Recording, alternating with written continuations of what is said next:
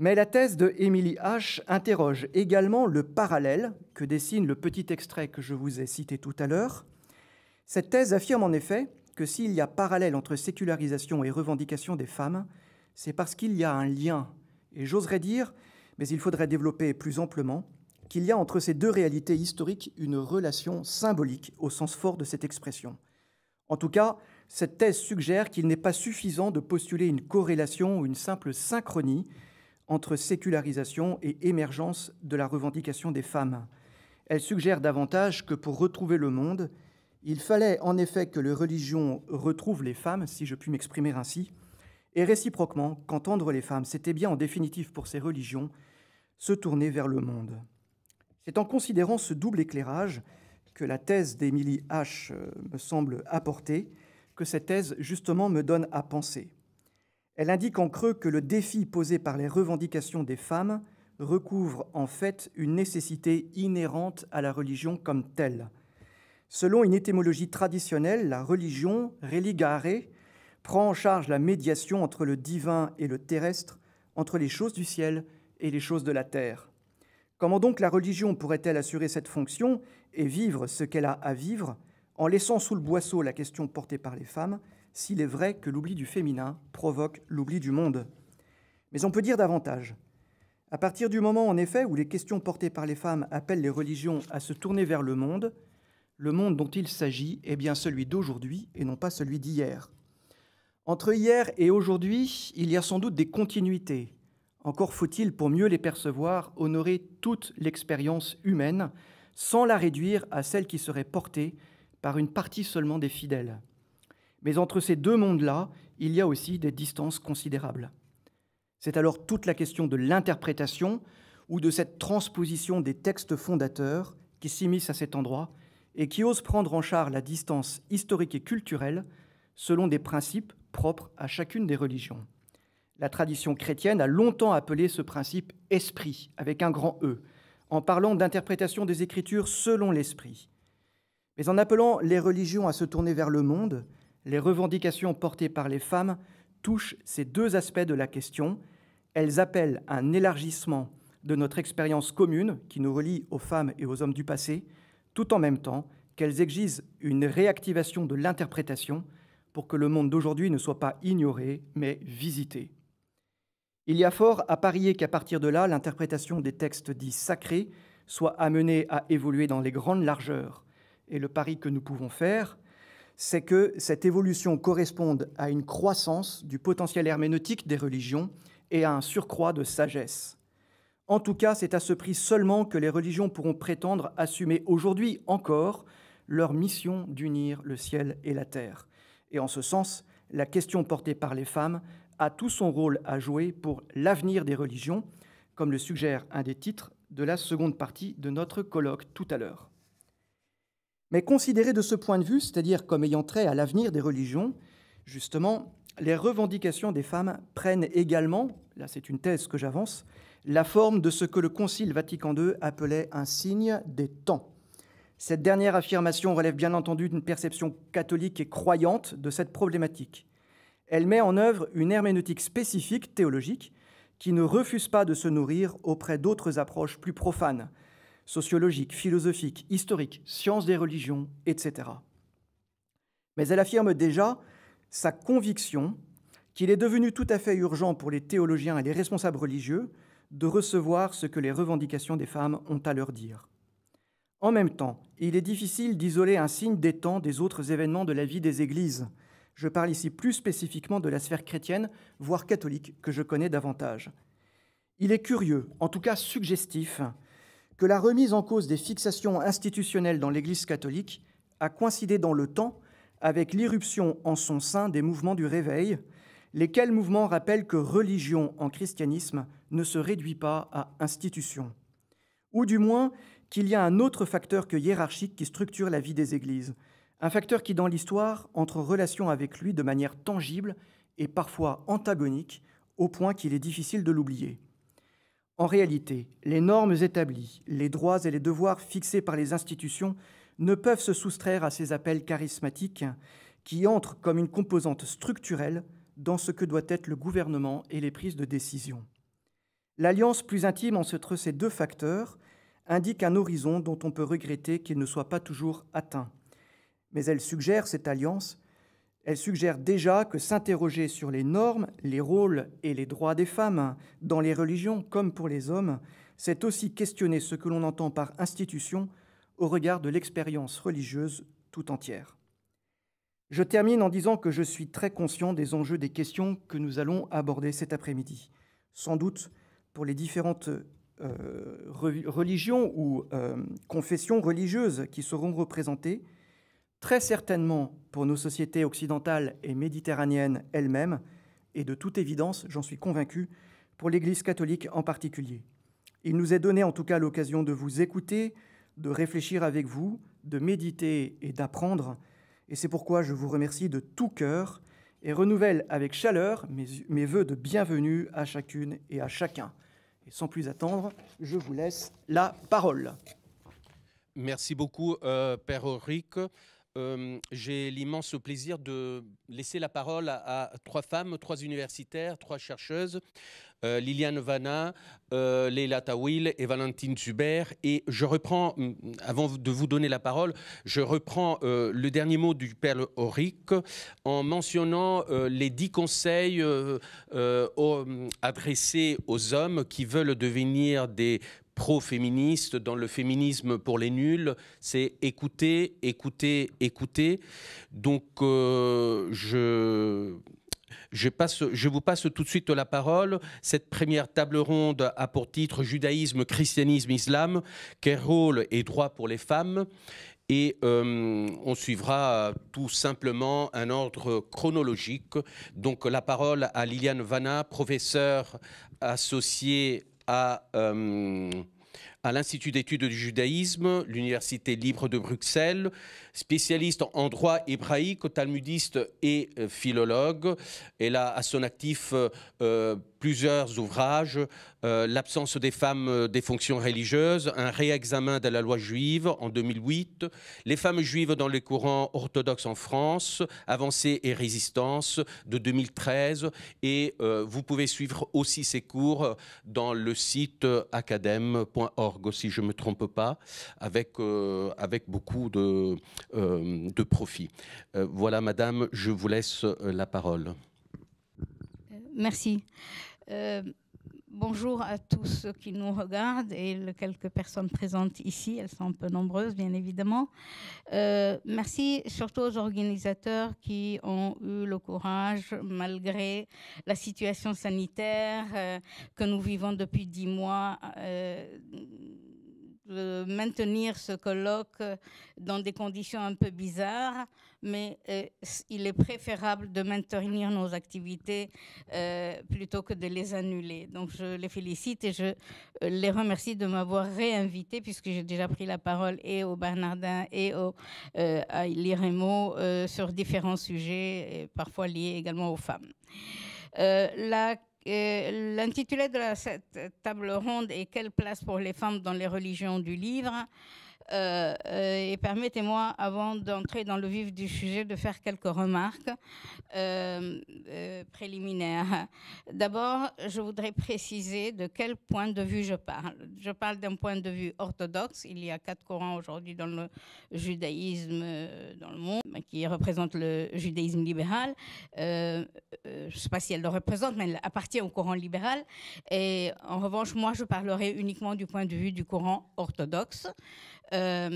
Et deuxième point, je parlerai uniquement du point du droit juif, de la halakha, des textes législatifs, et en aucun cas des idées, bonnes ou mauvaises, que peuvent avoir certains textes juifs au sujet des femmes, que les textes soient désagréables ou laudatifs, parce qu'il y en a beaucoup aussi. Le troisième point, j'exclurai vraiment toute considération qui n'est pas d'ordre législatif, parce que c'est l'essentiel dans le judaïsme. Comme vous le savez, le judaïsme est un mode de vie qui est très prescriptif, et c'est là que se situe notre problème relatif aux femmes. Qu'est-ce que la loi juive permet ou ne permet pas aux femmes? En fait, elle permet tout, mais on verra pourquoi ça ne marche pas. Et Voilà, donc encore une remarque, cette fois-ci d'une autre nature, c'est 2 allusions au texte biblique. D'abord, le projet divin dans Genèse 1, et pas dans Genèse 2 qu'on cite toujours l'histoire de la côte qui n'en est pas une. D'ailleurs, j'ai publié dans un livre avec les Bernardins un article là-dessus, sur l'histoire de la côte. Je cite Genèse 1, où la création de l'humain est égalitaire. Le projet divin est égalitaire. Elohim créa l'être humain à son image, à l'image de Elohim il le créa, mâle et femelle il les créa, il les bénit et leur dit, etc. Donc il y a une égalité parfaite entre le masculin et le féminin, mais ce n'est pas ce texte qu'on évoque, mais plutôt celui qui parle d'une pseudo-antériorité de l'homme sur la femme, etc., que vous connaissez tous. Donc le projet divin est égalitaire et dans Genèse 1. Mais il est également égalitaire dans la loi sinaïtique, et c'est là où je veux en venir. La loi sinaïtique dit expressément, dans différents passages de l'Exode, du Lévitique et autres, que les lois ont été aux hommes et aux femmes de manière égale, et même la transgression, en cas de transgression, la sanction est égale. Donc, il y a une égalité dans le projet divin. Donc, tout va bien dans le meilleur des mondes. Ah, hélas, non. La question est de savoir d'où vient l'exclusion des femmes dans le système religieux juif, du moins, et je pense qu'il y a des points communs avec les autres religions. Alors, je vais essayer de présenter les choses selon les domaines. La place des femmes n'est pas un sujet général, c'est vraiment un sujet spécifique à différents domaines. Faute de temps, je ne pourrai pas les traiter tous. Comment on considère les femmes dans la sphère privée, dans la sphère publique, dans l'espace liturgique. Vous savez que je suis fondatrice de Lecture Sefer, qui encourage l'inclusion des femmes dans la liturgie juive, dans l'espace synagogal. L'autre domaine, c'est le leadership. Le leadership aussi, c'est une multitude de questions. C'est le leadership séculier, le leadership religieux, etc. Donc, il y a une multitude de domaines et on ne peut pas répondre à la question de manière générale. À mon humble avis, il faut répondre au cas par cas, c'est-à-dire domaine par domaine. Donc aujourd'hui, j'ai choisi quelques domaines et ma présentation ne se prétend en aucun cas exhaustive. Alors, je commence par la sphère privée. Dans la sphère privée, comme je viens de le dire, tout est prescriptif dans le judaïsme. Quand on mange, quand on boit, quand on se lève, quand on dort, etc., il y a un acte religieux ou une bénédiction qui accompagne les hommes et les femmes à chaque instant de leur vie. Je donnerai quelques exemples où il y a une égalité parfaite entre les hommes et les femmes, mais néanmoins, les femmes sont écartées. Elles ne sont pas exclues, mais sont écartées.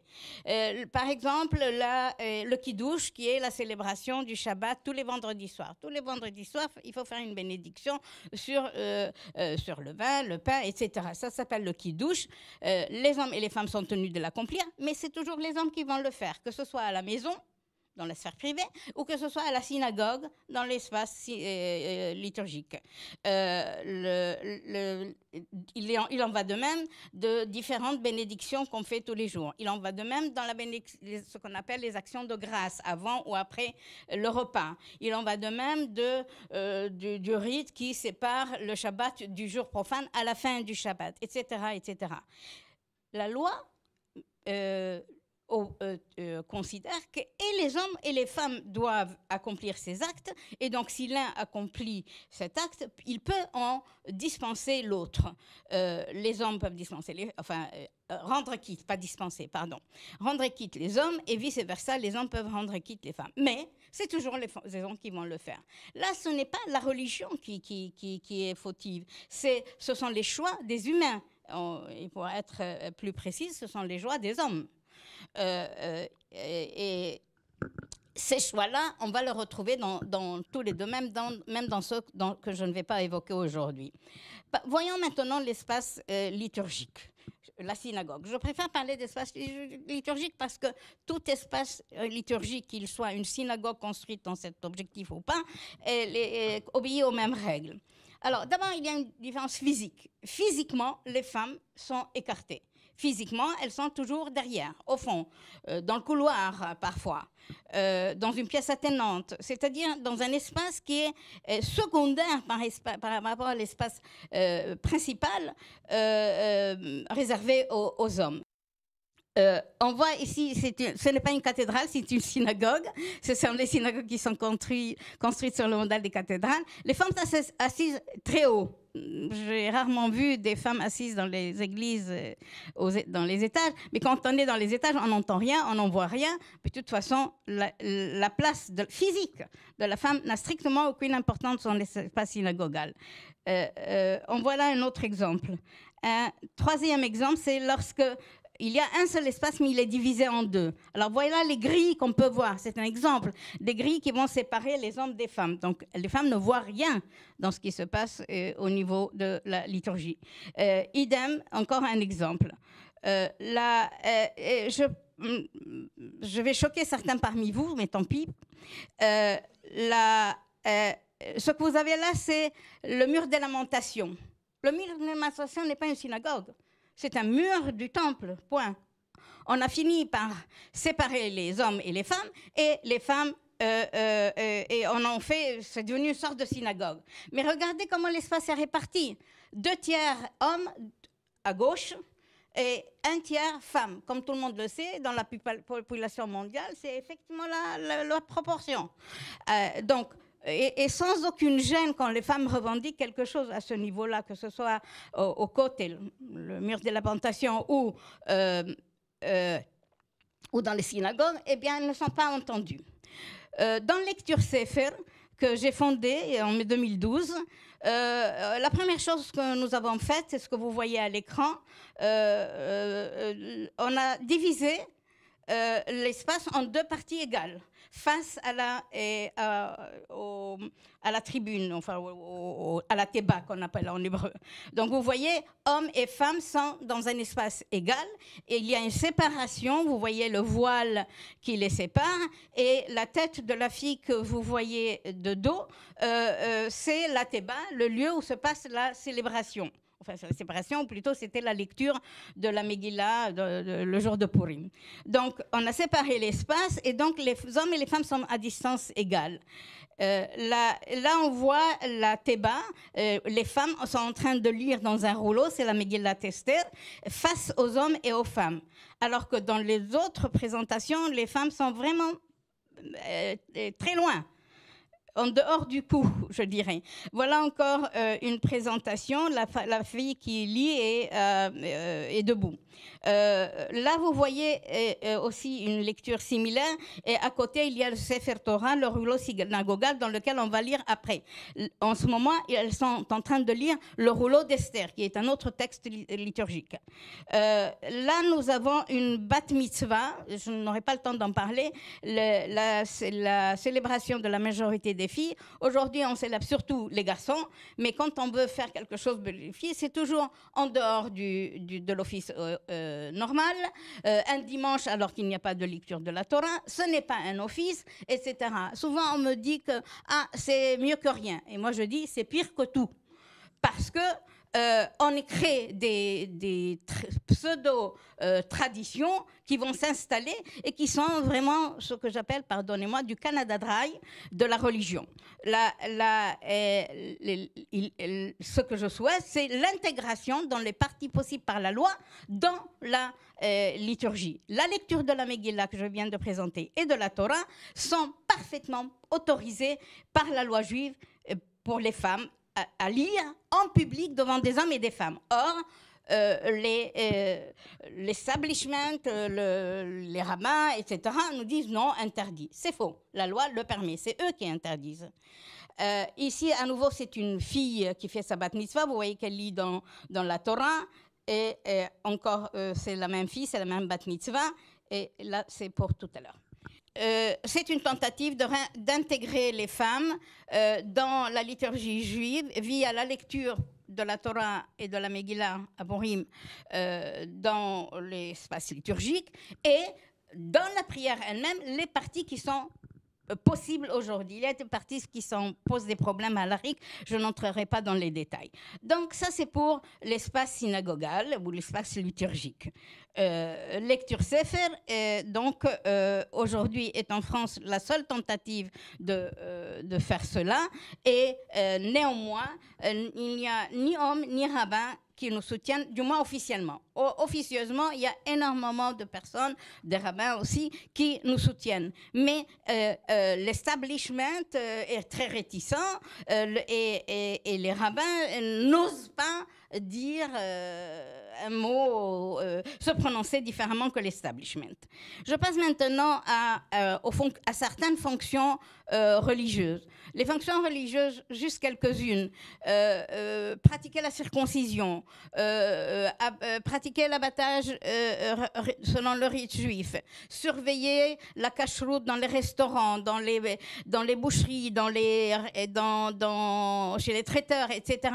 Il y a une foule de fonctions religieuses qui ne sont pas souvent au premier plan, ou qui sont rarement au premier plan, que les femmes, de point de vue de la loi juive, peuvent exercer. Elles peuvent pratiquer la circoncision, elles peuvent faire l'abattage, elles peuvent surveiller les restaurants, etc. Mais on les empêche. Ce n'est pas la loi, à nouveau, comme je le disais au début, ce sont des hommes qui les empêchent et non la loi elle-même. Et c'est là peut-être que je ferai une petite allusion à ce qui a été dit en introduction tout à l'heure, en parlant de relecture et réinterprétation.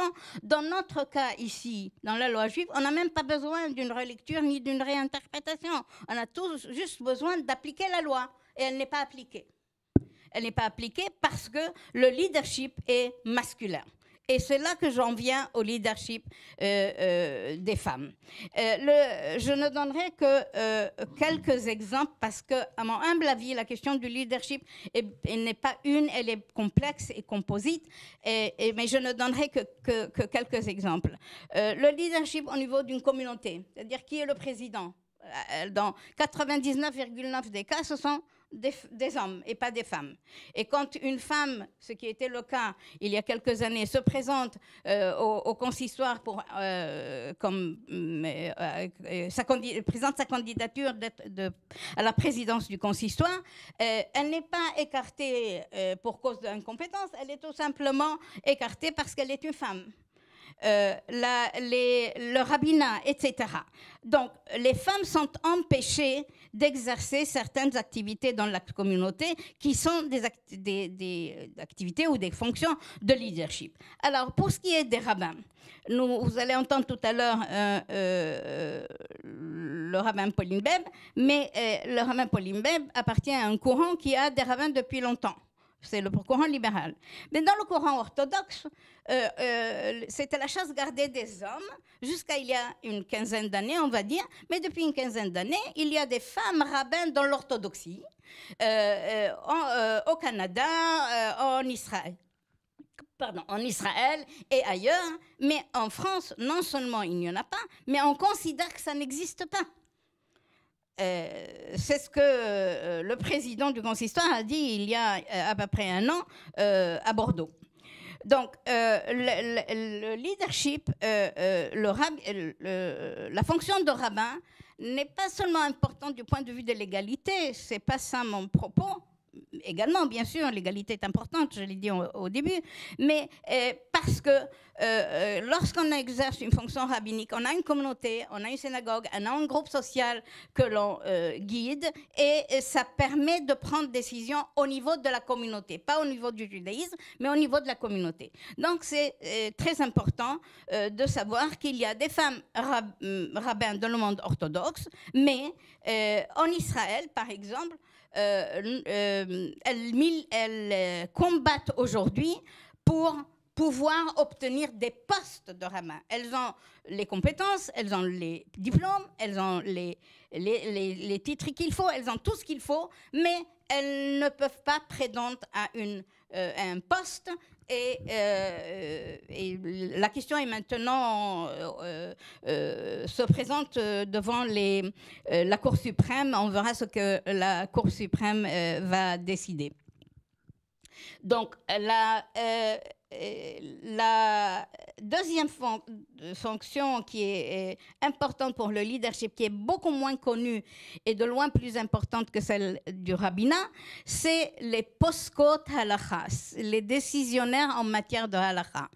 Le rabbin est un berger, est un pasteur, mais le posek, c'est celui qui va prendre des décisions sur des questions nouvelles pour l'ensemble du judaïsme, même si l'ensemble du judaïsme ne le suit pas, mais c'est sa fonction, c'est pas une fonction, pardon, c'est ce qu'il doit faire, c'est ce qui est son rôle de faire, de prendre, quand il y a des questions comme la PMA, la GPA, le fin de vie, enfin toutes les questions de la modernité, ce n'est pas le rabbin qui va prendre une décision, c'est le posek qui va réfléchir la question en fonction de la loi juive et dire oui, en fonction des règles de tels principes légaux juifs, on peut ou on ne peut pas pratiquer la PMA, la GPA, etc. Évidemment, on me dirait qu'il n'y avait pas de PMA ni de GPA dans le passé. Ça, c'est un scoop. Figurez-vous que les rabbins le savent, mais que les poskim le savent. Mais ce n'est pas avec ça qu'on réfléchit. On réfléchit avec des principes juridiques juifs. Et c'est cela qui permet au judaïsme d'avancer à travers les siècles et de suivre les nouveautés technologiques et pas seulement au XXe et XXIe siècle. Donc, posek, au masculin posek, est au féminin poskot, au pluriel poskot halakha, les femmes décisionnaires en matière de halakha, il y en a aujourd'hui un certain nombre et il y a, du moins en Israël, 10 femmes qui sont top niveau, vraiment qui agacent les rabbins et qui agacent les autres poskim mâles et par leurs connaissances qui sont absolument extraordinaires. Il y a même des articles dans le journal à leur sujet. Mais on n'en parle pas, ça parce que ça n'existe pas. On se cache derrière son petit doigt et ça n'existe pas. L'autre domaine, toujours du leadership, c'est la question des fonctions dans des institutions non religieuses. Non religieuses. C'est-à-dire si la présidence de la communauté juive en France, ce n'est pas une fonction religieuse, c'est une fonction d'administrateur. Le grand rabbin de France est peut-être une fonction religieuse. Je dis même peut-être parce qu'il y a une dimension politique importante dont on ne parle pas. Pardonnez-moi, j'appelle un chat un chat. Donc, ces fonctions-là ont été réfléchies également du point de vue de la loi juive, déjà au début du XXe siècle, par un grand maître, un grand posek, un grand décisionnaire de la halakha, qui s'appelle Ben Zion Hayon Ziel. Il mérite qu'on mentionne son nom, qui a fait un responsable absolument lumineux. Si on n'avait pas la date en bas du responsable, on croirait qu'il était écrit aujourd'hui. Tant sa réflexion est moderne. Et quelle était la question? La question, c'est est-ce que les femmes ont le droit de vote? Alors, vous me direz, c'est une histoire ancienne. Pas du tout, c'est une histoire ancienne, nouvelle. Parce que, c'est quoi le droit de vote? En 1922, on est bien avant la France, la Suisse et d'autres pays. Et du point de vue du judaïsme, pas du point de vue de la loi civile, est-ce qu'une femme a le droit d'élire et d'être élue? Mais élire, ça va plus ou moins. Mais être élue, ça veut dire qu'elle se trouverait avec des hommes, qu'elle se trouverait dans des positions de décisionnaire, dans des situations où elle a des fonctions supérieures à celles des hommes, etc., etc. Ça va très loin. Eh bien, il y a eu un grand débat entre lui, Ben Zion Ziel, et le Rav Kook. Et le Rav Kook a dit non, c'est interdit. Et le Rav Ziel a dit c'est permis, mais il a fait un responsable. Moi, je vous donne juste la décision finale. Grâce à lui, les femmes juives peuvent voter du point de vue de la loi juive, pas du point de vue du droit civil, qui est encore une autre chose. Alors pourquoi je mentionne cela? Parce qu'on est aussi dans une question de leadership. Aujourd'hui, ça a commencé déjà il y a à peu près une vingtaine d'années, on écarte les femmes de ces fonctions-là. Pourtant, elles sont laïques, elles sont civiles, elles ne dépendent pas de la communauté ou du système religieux. Mais dans le cadre religieux, on va dire à une femme, ah non, ne te présente pas comme députée à la Knesset ou députée dans n'importe quel pays, ou ne te présente pas à telle fonction parce que c'est interdit. La réponse est toujours interdit. Donc la question du vote est très très actuelle, non pas du point de vue des élections, mais du point de ce qu'elle a comme conséquence pour les femmes, si elles peuvent ou ne peuvent pas, d'après la loi juive, occuper des fonctions dans la société civile, cette fois-ci, sans contrevenir à la loi juive. Et ce qu'on fait aujourd'hui, c'est on les écarte même de cette fonction-là, alors que, et du point de vue de la loi juive, et du point de vue de la loi civile, les femmes ont accès à ces fonctions. Le cas le plus triste, mais également magnifique, c'est celui des dernières élections dans l'État d'Israël. Enfin, je dis les dernières parce qu'il y en a eu 3 en un an, mais on va avoir une 4e. Je ne sais plus c'est le numéro combien, en tout cas récemment. Il y a eu un groupe de femmes orthodoxes qui ont créé une liste, un parti, pour se présenter à la Knesset comme député. Et bon, c'était magnifique, c'était nouveau. En plus, il y avait une grande partie de Haredim, c'est-à-dire venant du camp radicaux. Je me demande si ce n'est pas la majorité. Et elles ont dit elles se sont présentées, on les a dit d'arrêter d'agir dans ce sens-là. La classe rabbinique leur a interdit. Alors elles ont répondu, si vous refusez qu'on soit élu, eh bien nous ne voterons pas. Et si elles ne votent pas, évidemment, c'est moins de voix qui iraient au camp de ces groupes-là. Et la classe rabbinique, c'est la classe rabbinique de ce groupe religieux, qui a dit, eh bien, si vous faites cela, on vous exclut. Alors, ça veut dire quoi, les exclure? Ça veut dire ils ne pourront plus fonctionner dans la société. Elles seront stigmatisées, leurs enfants seront renvoyés des écoles pour aller dans d'autres écoles, les enfants ne trouveront pas parti pour se mariés. Ce sont des communautés qui vivent un peu fermées, mais elles sont nombreuses et influentes. Et on ne peut pas sous-estimer ce qu'il se passe quand on a un événement de ce genre qui est absolument magnifique. Et donc, elles ont fini petit à petit, une par une, préférer protéger leur famille plutôt que d'avancer. Et il n'en reste... Mais 3000 femmes sont quand même restées dans le groupe et ont résisté. 3000. Évidemment, elles n'ont pas eu de voix à la Knesset, mais je tiens à signaler ce cas parce que ça témoigne des actions que les femmes peuvent mener pour faire avancer les choses. On ne réussit pas toujours, mais un échec n'est pas nécessairement quelque chose de négatif. Je suis sûre qu'elles trouveront maintenant d'autres moyens et d'autres idées pour avancer et faire avancer leur statut. Peut-être deux exemples encore avant de conclure. Il y a depuis 2014 une nouveauté. Un troisième domaine du leadership, c'est la Dayanut, le juge rabbinique. Aujourd'hui, les tribunaux rabbiniques sont composés uniquement d'hommes et la situation est catastrophique lorsqu'il s'agit du guet, dont je ne parlerai pas aujourd'hui, la répudiation oui, c'est une répudiation, c'est pas un divorce, dans le judaïsme où les femmes sont victimes de chantage, de toutes sortes de choses.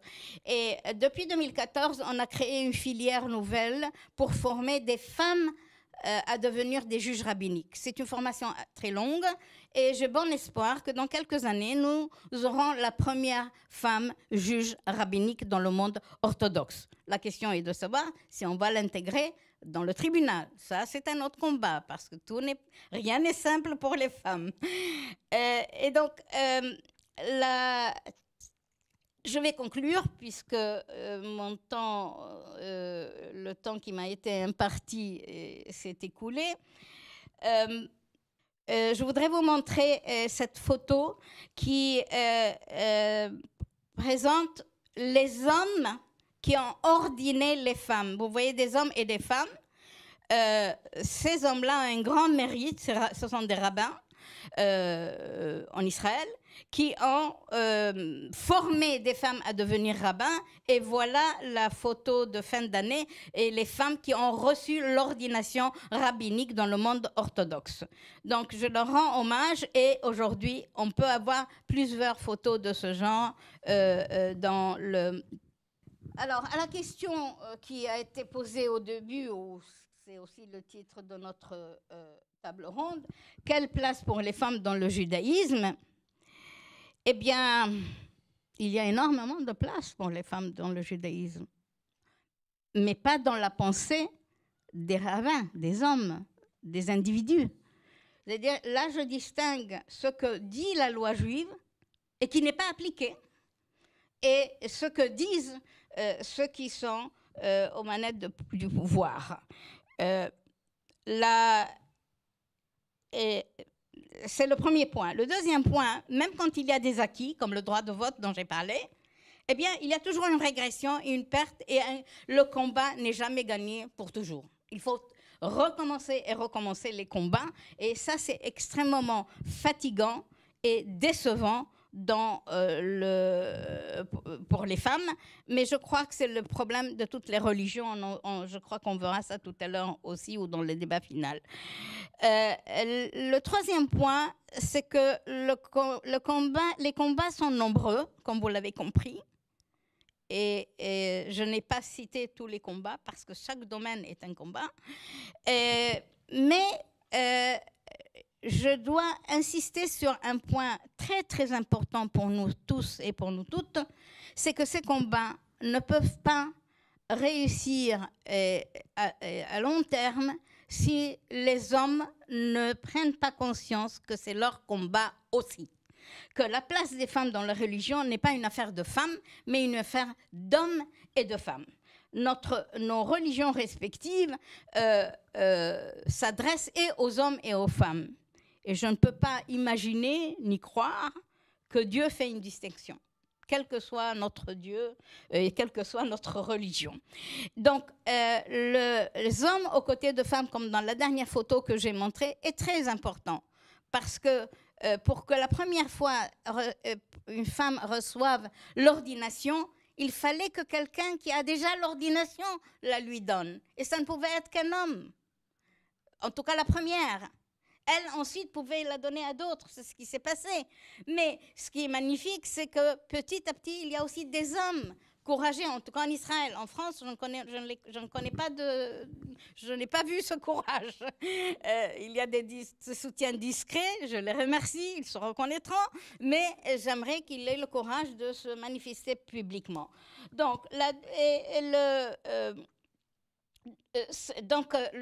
encourageant les hommes et essayons d'expliquer aux hommes que c'est leur combat aussi, parce que c'est le combat de notre société. C'est pas pour les femmes seulement qu'on le fait. C'est pour notre religion, c'est pour notre société, c'est pour nos enfants. Et c'est là, je dis un tout petit mot sur l'éducation que je n'ai pas évoquée. L'éducation ne peut pas être différenciée. Elle doit être égalitaire. Et égalitaire, pas dans des deux établissements différents. Ça, je n'y crois pas du tout. La mixité, dans ce cas, est importante. Parce que dès qu'on sépare les garçons et les filles, on n'enseigne pas la même chose. Et ça, c'est préjudiciaire et aux garçons et aux filles, parce que les garçons n'apprennent pas à considérer les filles comme ils le devraient. Et le tout d'après, dernier point, soutenant donc les actions des hommes et des femmes, non seulement dans le judaïsme dont je parle aujourd'hui, mais dans toutes les religions, parce que le combat est commun à nous tous et à nous toutes. C'est une question de courage des hommes et des femmes, et c'est une question de justice, de fidélité d'égalité, comme nos textes le disent d'une manière ou d'une autre. En tout cas, dans la Bible, je citais 2 versets, 2 passages, et la question de l'égalité et de la justice n'est pas une question moderne, est une question extrêmement ancienne. Alors, combattons tous ensemble pour cela. Je vous remercie de votre attention. Merci beaucoup, Madame Vanna. Extrêmement intéressant. Je ne sais pas pour les femmes présentes ou qui suivent et pour les hommes, mais pendant que vous parliez, je sentais une grande colère monter en moi parce que c'est une histoire d'injustice au pluriel, celle qui marque nos religions à l'égard des femmes. Et je le dis sans aucune rhétorique. Je ne garde pas plus pour longtemps la parole et je la donne tout de suite à Valentine Zuber, directrice d'études à l'École pratique des hautes études à Paris, titulaire de la chaire de religion et relations internationales et co-responsable du séminaire de recherche femmes et religion en Méditerranée, ici même au Collège des Bernardins.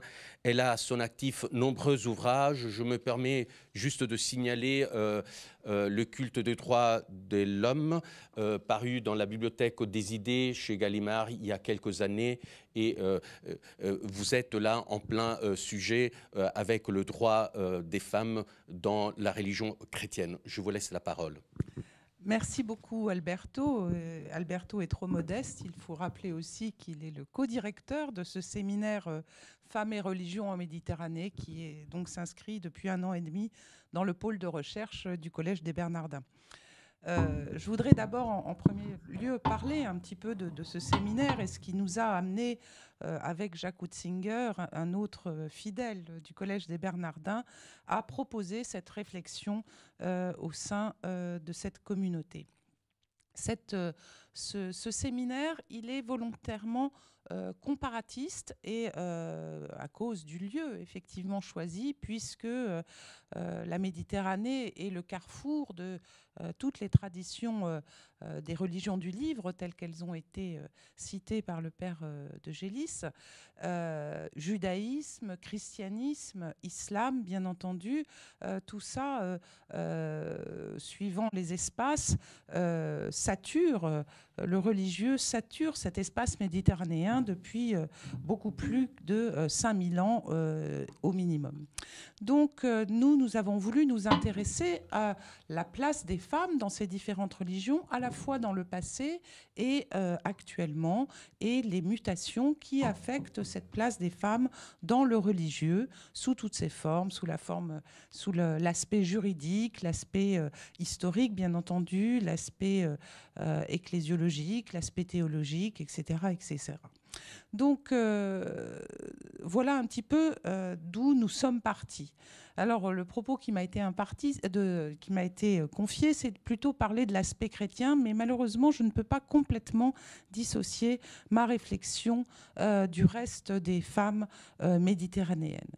Parce que jusqu'au XVIIIe siècle environ, les femmes de la Méditerranée, de la France à l'Égypte, en passant par la Sicile ou la Grèce, vivaient dans des sociétés qui partageaient une unité culturelle tout à fait évidente, en tout cas du point de vue de la place des femmes dans la société. Quelle était cette place? Elle était marquée par l'infériorité civile, par la dépendance familiale et patriarcale, et par le retrait complet des femmes de la société politique. Les femmes, jusqu'à cette époque, ne pouvaient en aucun cas être des sujets de plein droit et ne bénéficiaient donc, je le rappelle, ni de droits politiques, ni de réelle autonomie individuelle, ni même de responsabilités économiques et sociales privilégiées. Sauf peut-être, alors il y a une petite exception pour les historiens qui posent toujours question, qui est que dans l'Europe moderne, en ce qui concerne l'autonomie financière des veuves, celles qui avaient perdu leur mari, elles étaient libres de choisir leur vie et la manière dont elles géraient leur patrimoine. Mais c'était vraiment... Et d'ailleurs, la société s'acharnait à les remarier aussi vite que possible afin de ne pas faire durer trop longtemps cet aspect libéré. Donc la différence religieuse dans la période moderne entre les deux rives de la Méditerranée se traduit peut-être à travers des modèles familiaux divergents, monogames dans la partie chrétienne, possiblement polygames dans la partie musulmane, mais certainement pas par une différence de statut des femmes dans la société.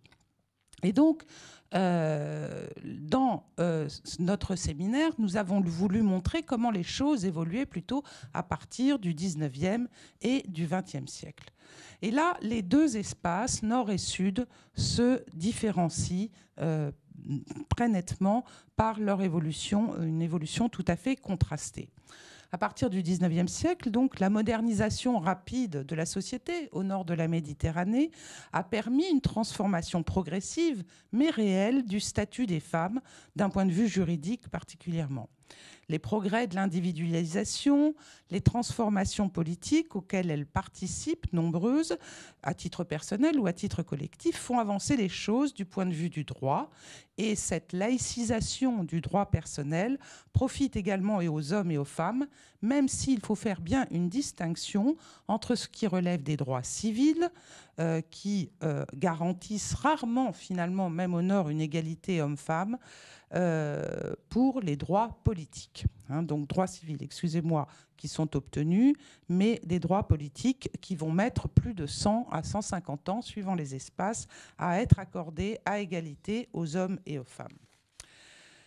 À la fin du XIXe siècle, on assiste à un embryon de dénonciation féminine de l'inégalité sociale et culturelle qui a été engendrée par, non pas les religions cette fois-ci, mais le Code civil napoléonien, qui a été diffusé largement sur le continent et qui signe l'inégalité juridique entre les hommes et les femmes, entre les femmes mariées et les femmes non mariées, qui signe aussi la subordination et l'obéissance de l'épouse à l'époux, seul chef de famille, et enfin, entre autres choses, le traitement différencié de l'adultère féminin d'avec le masculin, etc. C'est à ce moment, donc, dans cette codification inégalitaire, que les luttes féministes commencent à se coordonner au-delà des seules initiatives particulières. Et évidemment, on se souvient de la figure particulièrement émouvante de Olympe de Gouges, qui a écrit sa déclaration des droits de la femme et de la citoyenne et qui a été guillotinée en grande partie pour cette réclamation tout à fait inédite. Mais on pense aussi à des grandes figures très connues comme George Sand, moins connues mais qui font partie des féministes historiques comme Hubertine Auclair. Ces femmes très minoritaires se constituent alors en force sociale et s'expriment dans des milieux extrêmement différents, y compris dans des mouvements confessionnels. Et c'est ça, c'est ce double féminisme qui est toujours notre fil conducteur, double féminisme, un féminisme de type laïque et un féministe religieux ou confessionnel. Et au XIXe siècle, dans ce féminisme confessionnel, les protestantes américaines ou françaises ou européennes sont très en avance dans la réclamation des droits, y compris le droit de vote à travers le mouvement suffragiste. Ces mouvements féministes se mutent progressivement en mouvements d'opinion et de revendications autonomes et revendiquent un certain nombre croissant de droits, comme on en a parlé tout à l'heure, le vote et l'éligibilité, ce qui n'est pas la même chose, l'accès à un enseignement aussi poussé que celui proposé aux hommes, à un salaire égal pour un métier égal dans une tâche similaire. Dans la deuxième moitié du XXe siècle, ces luttes pour l'égalité vont s'accentuer encore et se renforcer sur des sujets comme le combat pour l'égalité de traitement, l'émancipation économique et juridique des femmes, y compris les femmes mariées, la lutte contre les discriminations et le harcèlement, et aussi l'extension aux femmes des droits sexuels et reproductifs rendus possibles par la science. Mais en même temps, parallèlement, dans ce contexte de sécularisation avancée, au moment où d'ailleurs la loi morale civile se détache pratiquement complètement de la prescription religieuse, de la morale religieuse.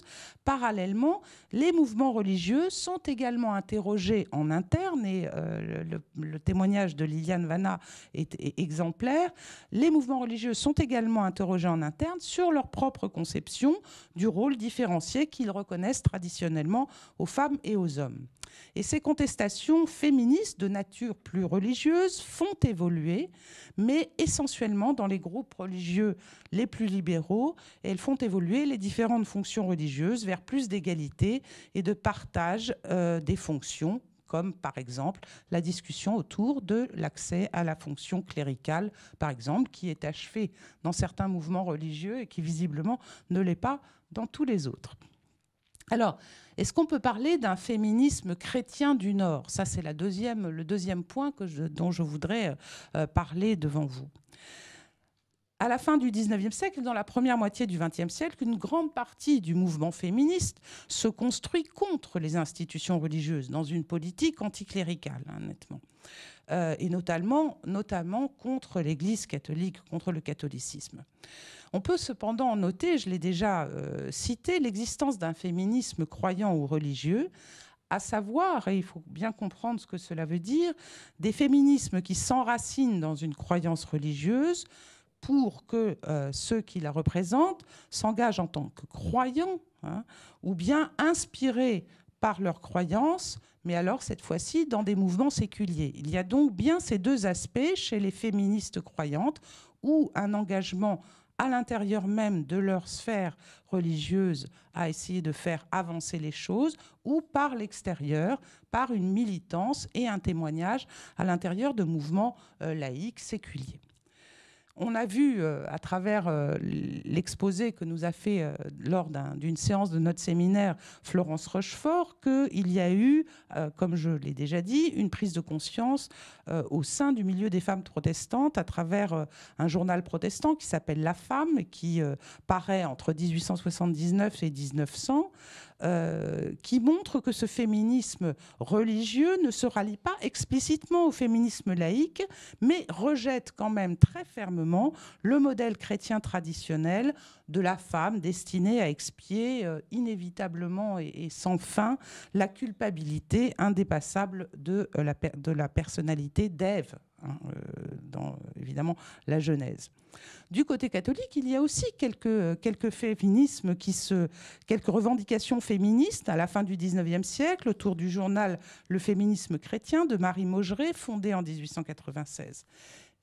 Bien que militant, alors ce journal, bien que militant pour le suffragisme catholique, vous voyez que cette histoire de vote, elle traverse toutes les religions, les engagements politiques de ces premières féministes catholiques sont souvent à la droite de l'échiquier politique et à tonalité volontiers antisémite, ce qui évidemment n'encourage pas un ralliement au courant féministe républicain.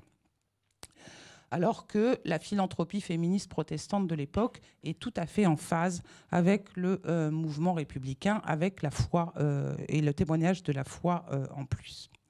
Mais il existe aussi des femmes catholiques modernistes et progressistes qui décident de s'engager dans les mouvements laïques. Donc c'est bien cette partition, cet éclatement finalement du paysage qui est très intéressant à noter. Ces exemples donc soulignent la grande diversité des féminismes religieux selon les choix confessionnels et les liens déterminants avec l'histoire de la laïcité en France sous la Troisième République. Ces courants sont donc porteurs de nouvelles ou de propositions théologiques, mais ils sont extrêmement minoritaires et ils peinent à se faire entendre. Ils diffusent tout de même des idées égalitaires dans des milieux a priori hostiles à l'idée des droits égaux entre les hommes et les femmes et qui préfèrent avancer l'idée de la complémentarité. Je pense qu'on le retrouvera dans d'autres mouvements religieux. Quand on n'est pas pour l'égalité des droits, on avance que les deux sexes sont complémentaires et que ça devrait suffire amplement à satisfaire les femmes.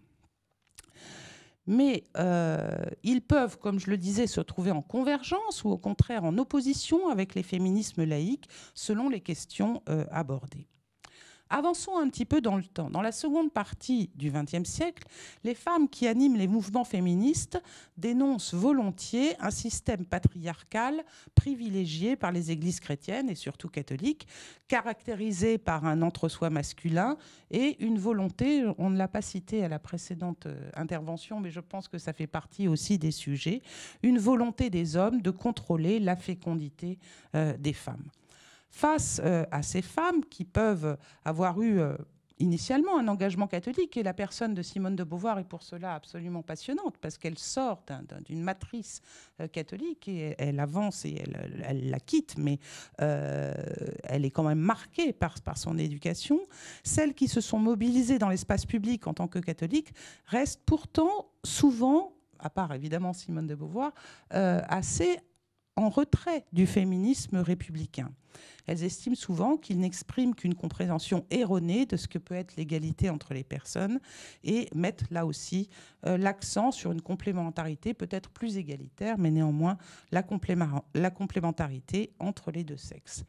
Et c'est à partir des années 70, au moment où les choses bougent un peu partout dans la société, que du côté chrétien, on commence à s'intéresser et à prendre au sérieux l'amélioration de la position des femmes à l'intérieur même des mouvements religieux.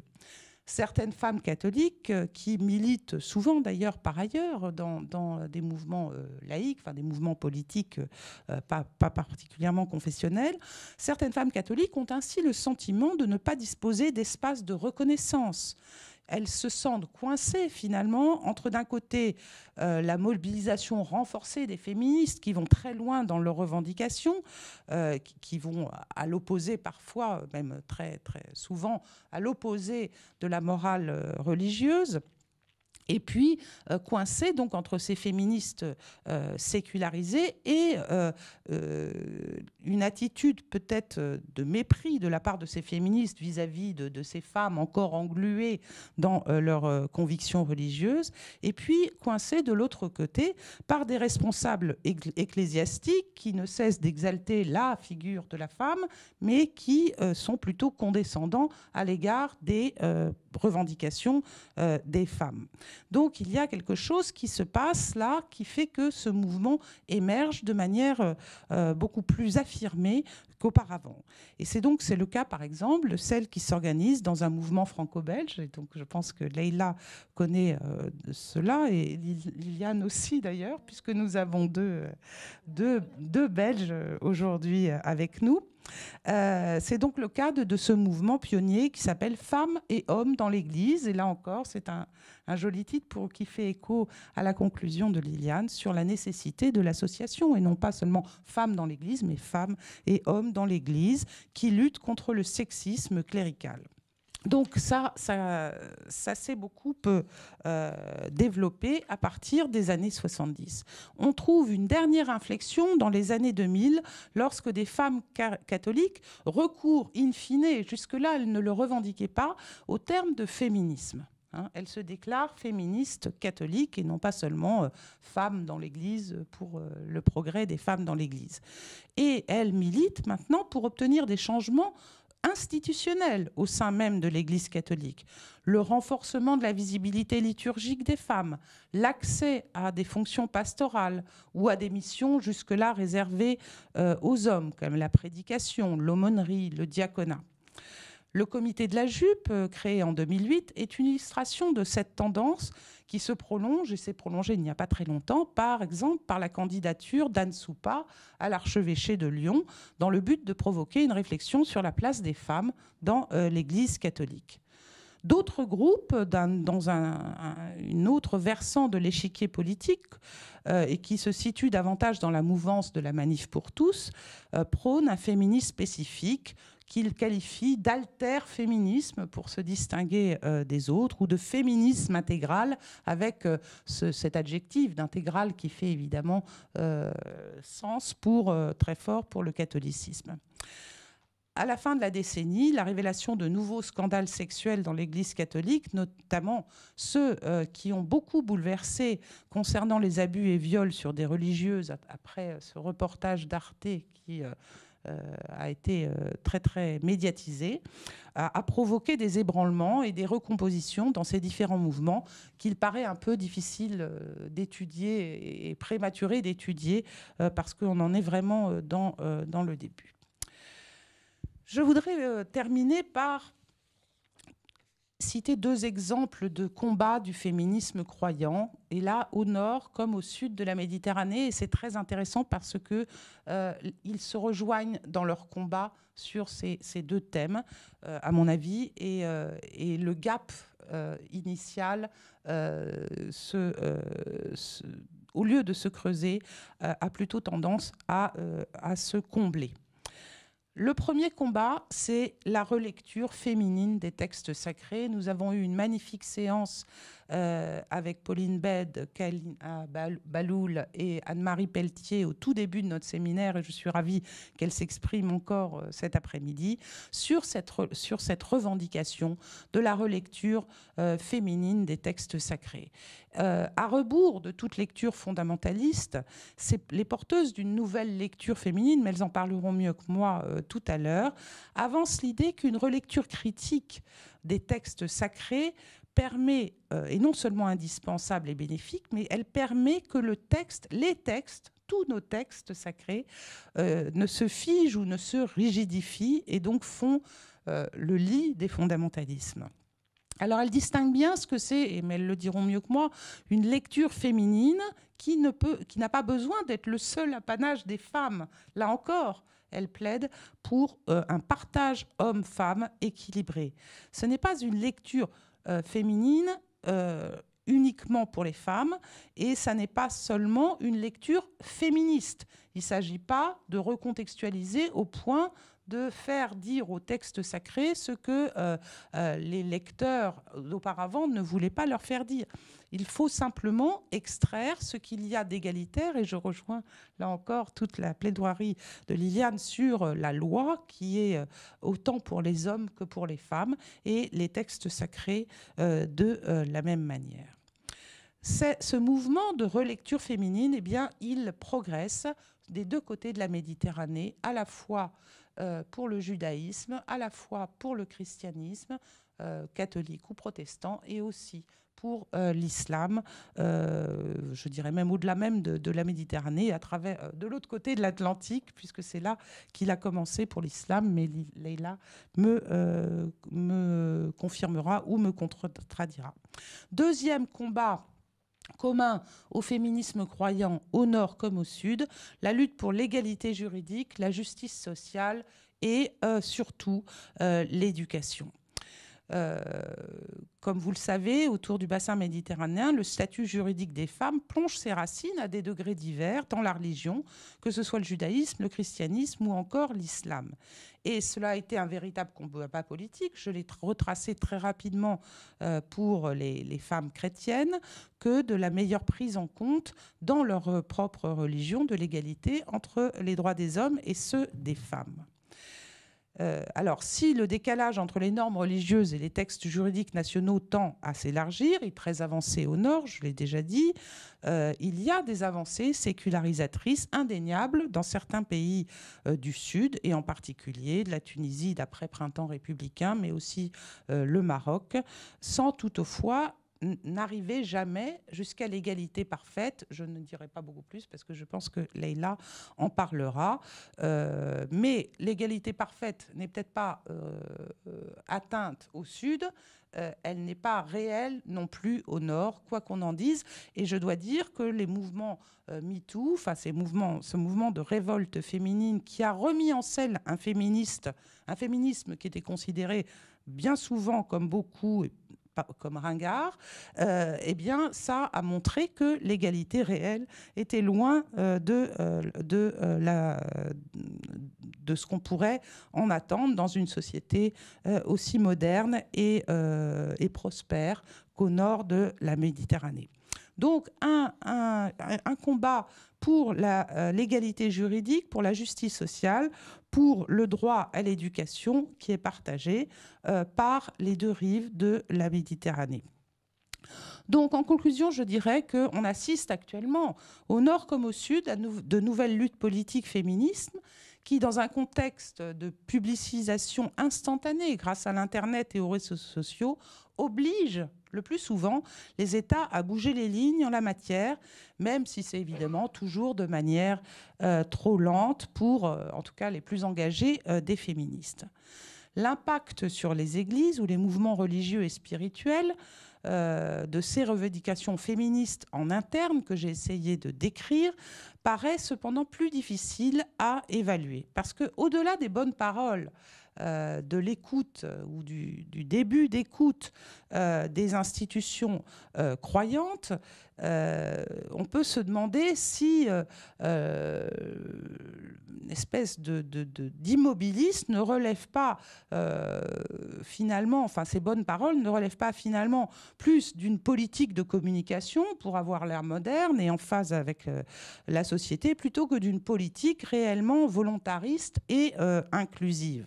Et on ne peut que constater tout de même que les cadres, c'est-à-dire l'élite de la plupart des mouvements religieux ou spirituels, et je vais peut-être vous étonner, évidemment les chrétiens, évidemment les juifs, évidemment les musulmans, évidemment les francs-maçons, tous ces mouvements religieux ou spirituels, tant au nord qu'au sud de la Méditerranée, restent essentiellement constitués de figures masculines.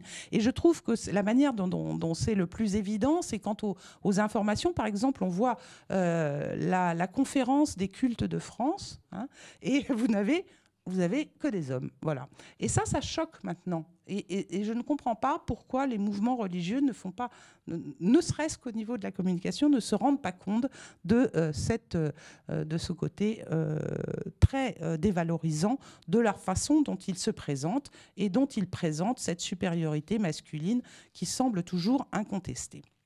Donc, les combats féminins, par ailleurs, souffrent du très petit nombre de leurs militantes à l'intérieur des différentes religions et du peu de résonance hors de la société civile de leurs revendications qui sont souvent minimisées, voire déconsidérées. Il semble qu'à l'intérieur des mouvements religieux, tous ou spirituels, tous confondus, le plafond de verre soit encore plus solide que partout ailleurs. Et en dépit de toutes ces résistances, à la fois théologiques, ecclésiologiques ou politiques, il est bien difficile de prédire si ces combats aboutiront prochainement à une réelle égalité entre les femmes et les hommes, tant au niveau de l'appartenance citoyenne, ça on peut l'espérer dans nos pays, que religieuse. Je vous remercie.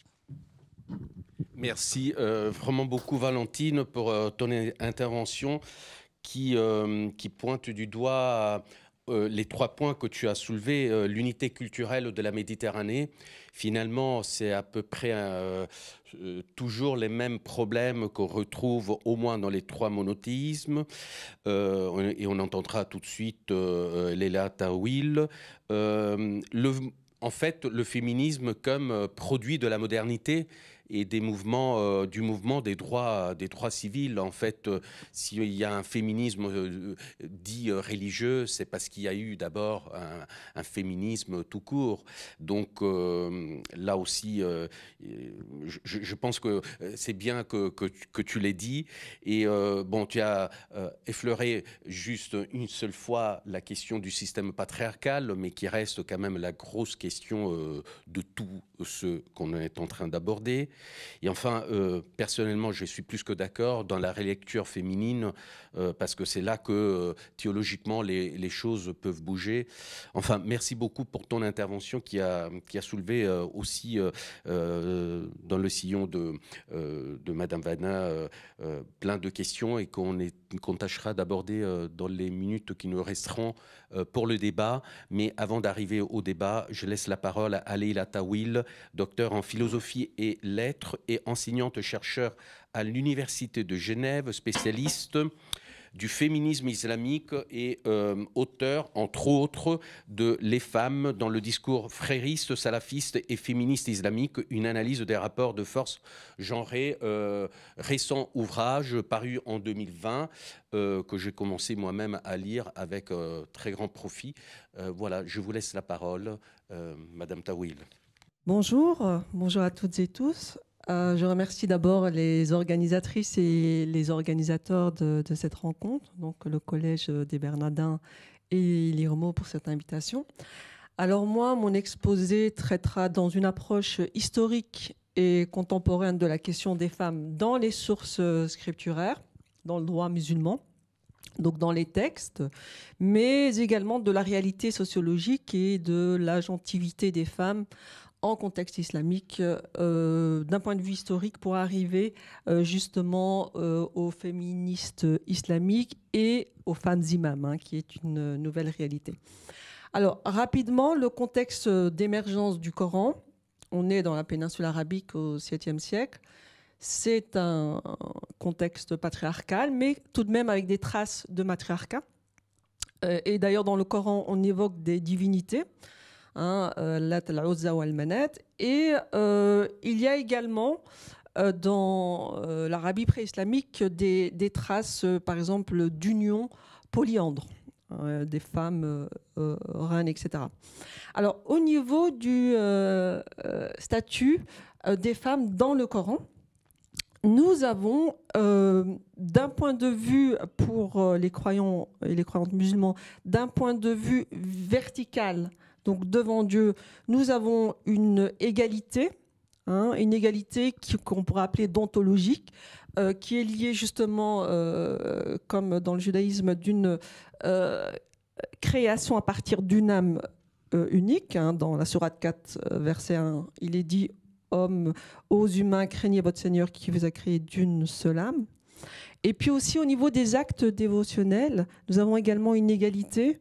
Il est dit dans la sourate 3, verset 195, « En vérité, là c'est le Dieu coranique qui parle, je ne laisse pas perdre le bien que quiconque parmi vous a fait, homme ou femme, car vous êtes les uns des autres. » Mais il existe au niveau du domaine des relations matrimoniales, sociales, donc on va dire au niveau horizontal, plusieurs versets qui témoignent d'un rapport complémentaire et hiérarchique. Donc les versets relatifs à la polygamie, à l'autorité maritale, à la répudiation, au témoignage d'un homme qui vaudrait le témoignage de deux femmes. Et nous avons ce fameux verset 34 de la sourate 4 qui est convoqué pour asseoir la suprématie masculine, qui dit « Les hommes ont autorité sur les femmes en raison des faveurs qu'Allah accorde à ceux-là sur celles-ci et aussi à cause des dépenses qu'ils font de leurs biens.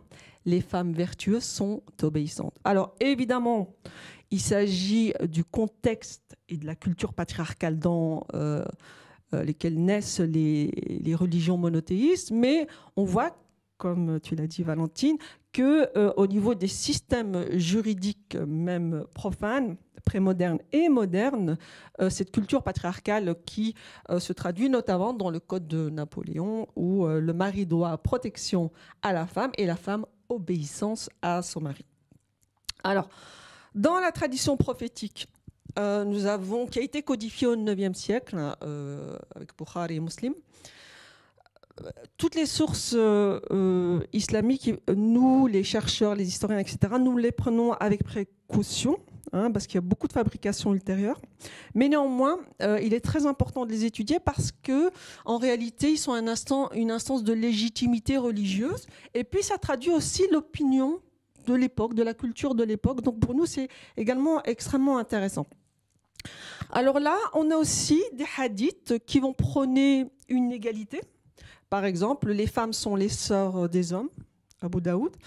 Et à côté de ça, nous avons des hadiths qui vont prôner un rapport hiérarchique qui reflète un peu la société hiérarchique sur lesquels précisément vont se fonder les juristes théologiens qui vont élaborer la charia, qui va vraiment prendre forme au IXe siècle. Et par exemple, vous avez un hadith qui dit « Chacun de vous est un berger et chacun de vous est responsable de son troupeau. L'homme est un berger dans sa famille et il est responsable de son troupeau. La femme est une bergère dans la maison de son époux, elle est responsable de son troupeau. Le serviteur est un berger qui est à charge des biens de son maître, il est responsable de son troupeau. » Au niveau de la biographie du prophète, qui est également élaboré plus tard avec Ibn Ishaq et Ibn Hisham au IXe siècle. Là également, nous avons des traces d'égalité où, par exemple, durant la période mécoise, de 610 à 622, au moment de la dite révélation, eh bien, par exemple, Ibn Hisham met en scène le fait que, en réalité, tous les défis de la croyance reposent sur une femme. Parce qu'on met en scène le prophète, enfin le futur prophète, parce que là, il s'appelle encore Mohammed ibn Abdullah, qui à l'âge de 40 ans faisait des retraites spirituelles. Et puis, il a cette expérience qui va se traduire plus tard par la dite première révélation. Et il est vraiment foudroyé, selon la tradition islamique, et il va se réfugier auprès de sa femme, Khadija, qui est âgée d'une quinzaine d'années, plus âgée que lui. Et il va penser devenir fou, selon la tradition. Et c'est précisément Khadija, avec qui d'ailleurs il reste monogame, durant la période mécoise, qui va le rassurer et qui va le conforter dans son rôle de prophète. Donc, c'est une femme qui va croire avant le prophète qu'il est prophète. Alors, évidemment, à Médine, à partir de 622, il va cumuler plusieurs rôle de prophète spirituel, mais également rôle politique en tant que chef de différentes tribus et chef guerrier. Et là, effectivement, il va devenir polygame. Et évidemment, c'est un harem patriarcal, hein. Mais là encore, on va voir que certaines de ces femmes vont jouer un grand rôle, comme sa plus jeune épouse Aïcha, et qui, selon la tradition, serait celle qui va transmettre la moitié de la religion, et qui, malgré la présence d'un verset patriarcal assignant les épouses du prophète exclusivement à l'espace privé, verset 33 sur 33, restez dans vos foyers, eh bien, elle va jouer un rôle politique très important en étant, par exemple, à la tête d'un bataillon lors de cette fameuse bataille du Chameau, où elle s'oppose au 4e calife en 656. Alors, durant les premiers temps de l'islam, avec notamment les conquêtes arabes qui sont très importantes et qui vont se faire d'une manière fulgurante, nous avons la description d'une société très hiérarchique. La supériorité des libres sur les esclaves, la supériorité des hommes sur les femmes, qui est évidemment un héritage pré-islamique et aussi des territoires conquis. Mais ce qui va se passer, c'est que nous allons avoir finalement une présence de femmes qui seront subdivisées en deux castes. Les femmes de condition libre, qui vont progressivement être contraintes à porter le voile intégral et seront assignées à l'espace privé, et les femmes esclaves qui, elles, sont contraintes à être dévoilées et non contraintes à la réclusion. Hein. Et je vous renvoie à Mansour Fahmi qui a écrit La condition de la femme dans l'islam par rapport à cet état de fait.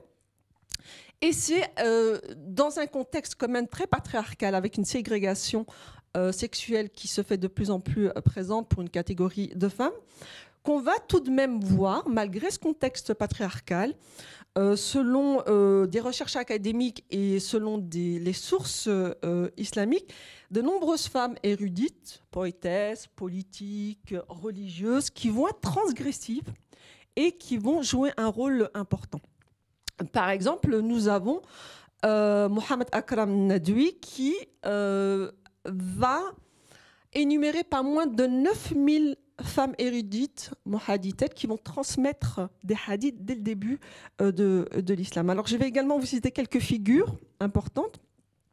Il y a par exemple Fatima Mernissi qui, dans le harem politique, le prophète et les femmes, son ouvrage, décrit le personnage d'une des arrière-petites filles du prophète, Soukaina, qui revendique le droit de sortir dévoilée.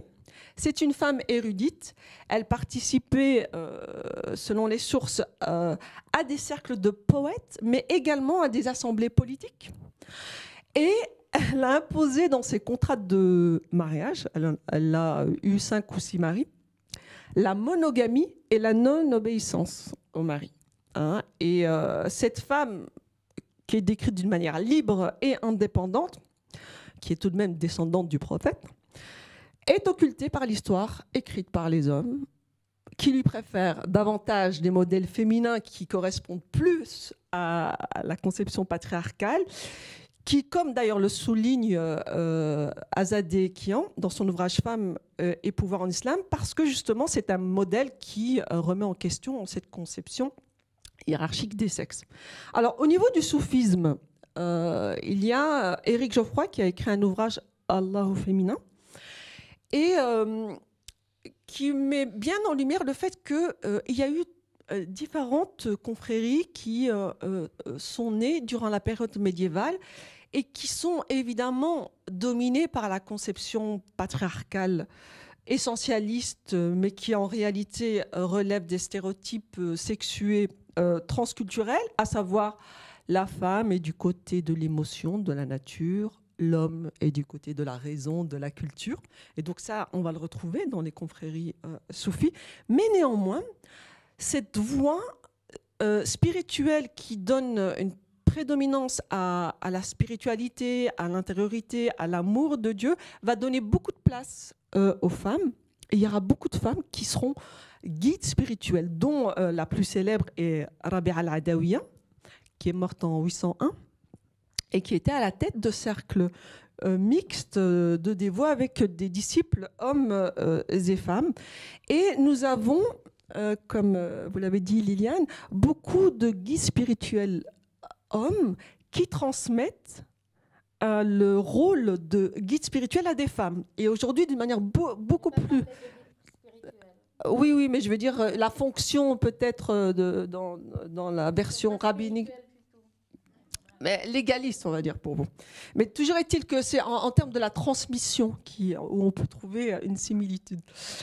Par rapport justement à cet autre courant de l'islam, qui est l'islam légaliste, avec l'élaboration de la charia, qui va se renforcer au IXe siècle, qui s'élabore entre le 8e et le 9e siècle. Là, ça va fortement contribuer à la fixation du statut infériorisé des femmes, où on va voir des juristes théologiens qui vont donner une orientation juridico-normative du Coran. Et là, les dispositions patriarcales qu'on va trouver dans le Coran et dans les hadiths, et qui sont des normes culturelles de l'époque coranique, mais qui ont été entérinées par le Coran, eh bien, ils vont être sacralisés. C'est pour ça que je parle souvent d'un patriarcat sacralisé. On va également être en présence de toute une littérature juridico-théologique dès la période médiévale qui considère, là on est vraiment dans une conception de la société, de l'islam légaliste, d'une société basée sur l'ordre social et l'ordre moral et sexuel, basée sur des rôles genrés des femmes et des hommes, où les femmes sont souvent réduites à un corps érotisé, à cacher et à voiler, parce qu'elles sont considérées comme source de dangers et de menaces pour les hommes et la religion. Et par exemple, nous avons au XIIe siècle le grand théologien Al-Ghazali, mort en 1111, qui va remettre au goût du jour un hadith misogyne, pourtant à l'authenticité douteuse, qui dit ceci: la femme est une awra, une nudité à cacher, et certes, lorsqu'elle sort de chez elle, Shaitan, Satan, lui accorde de l'importance. Elle n'est jamais aussi près d'Allah que lorsqu'elle est dans l'endroit le plus reculé de sa maison. Alors, il y a également un autre hadith qui a aussi un caractère douteux, qui dit « Jamais ne réussira un peuple qui confie la gestion de ses affaires à une femme ». Et Fatima Mernissi et Asma Lamrabet l'ont déconstruit, ce hadith. Alors, évidemment, cette interdiction à l'accès à la gouvernance politique n'a pas empêché dans la réalité historique d'avoir des femmes qui ont rempli ce rôle, notamment la reine Sit el-Mulk au XIe siècle. Alors, également, dans la sphère religieuse, nous avons des femmes qui vont jouer un rôle majeur. Et nous avons notamment Fatima bint Abbas al-Baghdadiya, au XIVe siècle. C'est une femme moufti qui va donc donner des avis juridiques de nature religieuse et qui est pourtant de tradition hanbalite et qui va monter en chaire dans les mosquées et tenir des discours devant des assemblées mixtes. Donc ça, c'est vraiment un rôle transgressif. Alors, j'avance, si on arrive durant la période de la Nahda, entre le 19e et le 20e siècle, qui est un mouvement culturel, intellectuel de renaissance, et de là va naître ce qu'on appelle le réformisme musulman, qui va tenter d'allier l'islam à la modernité. Le postulat de ces acteurs de la Nahda est de dire pas d'émancipation de la société sans l'émancipation de sa moitié, à savoir les femmes. Et donc, on va avoir des hommes qui vont vraiment se battre pour des théologiens, notamment comme Rifat Tahtawi, qui va plaider pour l'accès des femmes à l'éducation et à l'espace public. En Tunisie, nous avons un grand théologien, Taha Haddet, mort en 1935, qui a écrit un ouvrage majeur, Notre femme dans la législation islamique et la société. Cette œuvre, qui a été traduite en français d'ailleurs, mérite qu'on s'y attarde quelque peu parce que précisément, il va prendre tous les versets patriarcaux à bras le corps et il va proposer une lecture réformiste égalitaire.